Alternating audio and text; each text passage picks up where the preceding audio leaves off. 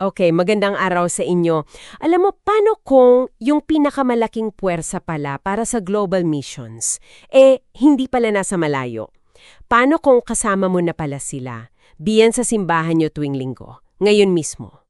Oo, isang malaking tanong yan. Ating himayin ngayon, base sa mga material na pinag-usapan natin, yung ideya na bawat lokal na simbahan, kahit gaano kaliit o kalaki ay, itinalaga talaga bilang sentro ng pagpapadala para sa misyon ng Diyos sa buong mundo. Tama? Hindi lang ito para sa mga, alam mo na yung mga mayayaman o malalaking simbahan. Exactly. Ang layunin natin dito ay maintindihan natin bakit ba ito mahalaga at paano ka, kasama ang community mo, ay pwedeng makibahagi. Sige. At yung unang malaking ideya talaga na lumabas sa mga sources ay ito Ang misyon, hindi lang siya parang extracurricular activity. Hindi lang isang programa. Oo. Hindi lang program o department. Ito raw yung mismong, pagkakakilanlan. Yung DNA, kumbaga, ng pagiging simbahan. Wow. Hindi ito optional. Sinasati pa nga doon na kapag ito'y tinalikuran, hindi lang yung trabaho sa ibang bansa ang apektado, pati yung sigla, yung buhay mismo ng lokal na simbahan, parang nanlalamlam daw. Yung pananampalataya, yung discipleship, hindi umuusad. Grabe yung implication nun. Madalas kasi iniisip na pag maliit yung church, hindi para sa amin yan. Pero nililinaw sa mga binasa natin na hindi. Hindi talaga. Bawat kongregasyon, kasama. Kahit yung nagsisimula pa lang, lahat tinatawag. So, saan nga ba talaga ito nakaugat sa Biblia? Ano yung matibay na pundasyon nito? Well, marami. Pero siguro yung pinaka-key, una, yung Great Commission sa Mateo 28. Malinaw na yung utos ni Jesus doon ay para sa buong komunidad ng mga alagad niya. Hindi lang sa iilang tao. Sa lahat. Sa lahat. Pangalawa, nung Pentecost, sa Gawa chapter 2, yung banal na espiritu saan bumaba sa nagkakatipong mananampalataya.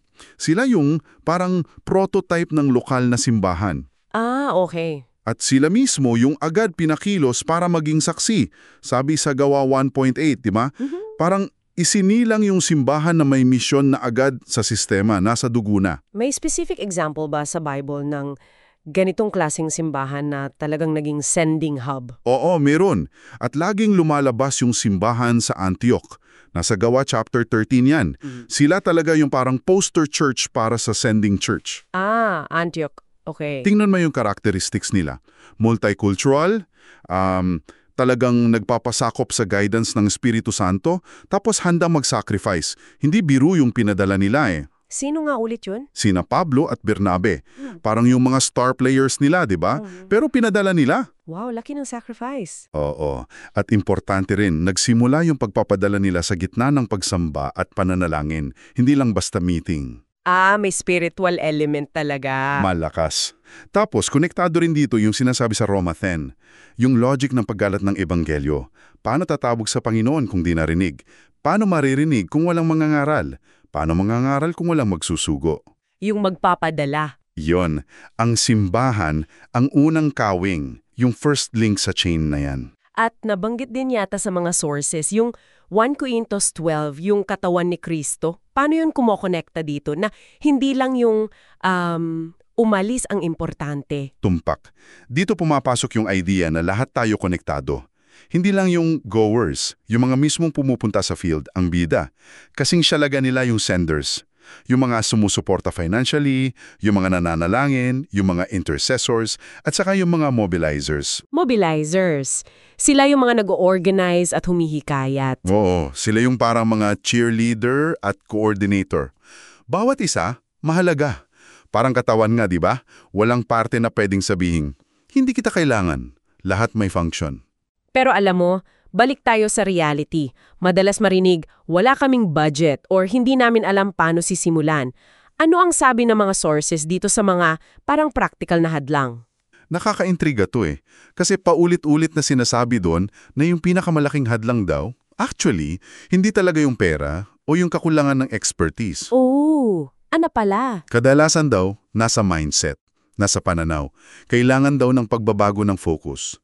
Mula sa pagkukontento lang sa dami ng napapaupo tuwing linggo, yung seating capacity.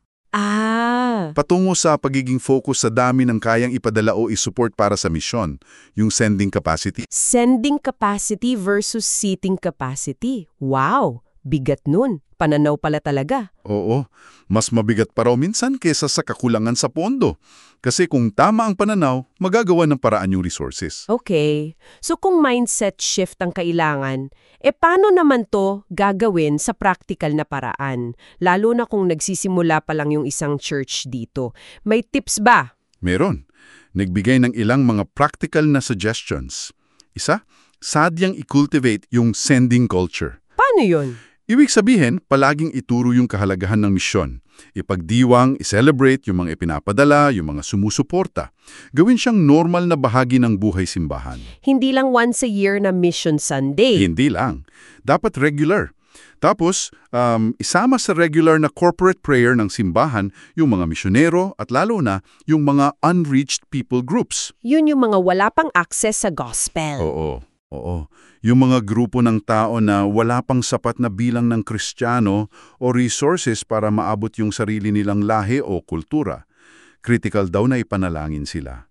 Tapos, syempre, yung discipleship, siguraduhin daw na yung pagdidisipulo sa simbahan ay hindi lang nagpapalago ng kaalaman. Dapat may bunga. Dapat humahamon sa pagkilos, sa paglilingkod, at kasama na dun yung pagiging handa na either umalis o magpadala ng iba. At yung partnership, mahalaga rin siguro. Definitely. Makipag-partner sa ibang mga simbahan, sa mga mission agencies, hindi kailangang mag-imbento ng sariling programa lagi. Pwedeng makikonnect. Okay. So, kung ibuod natin, ang pinakamensahe talaga ng mga pinag-aralan natin ay ang lokal na simbahan, oo, yung community of faith, ikaw na nakikinig, ay hindi lang lugar ng fellowship tuwing linggo. Ito ay, ano nga ba yung term? Itinalaga ng Diyos na maging parang launchpad, isang lunsaran para sa kanyang misyon sa buong mundo. Tama.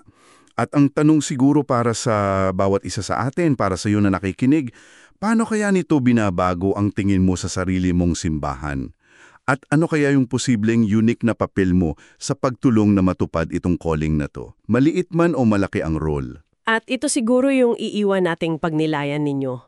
Laging binabanggit sa mga sources na to na dahil sa migration, sa teknolohiya, sa globalisasyon, yung mission field, hindi na lang yan yung malayong lugar na kailangan pang sakyan ng eroplano. Nandito na. Oo, pwedeng nasa kapitbahay mo na, katrabaho mo, o baka nga katabi mo lang sa upuan dyan sa church tuwing linggo. Kung nandyan na pala, sa paligid mo, sa loob mismo ng community ninyo, yung mga potential na magiging misyonero, o taga-suporta, o taga-panalangin, ano kaya ang pumipigil sa inyong community na kilalanin sila, sanahin sila, at pakilusin sila? Ngayon na.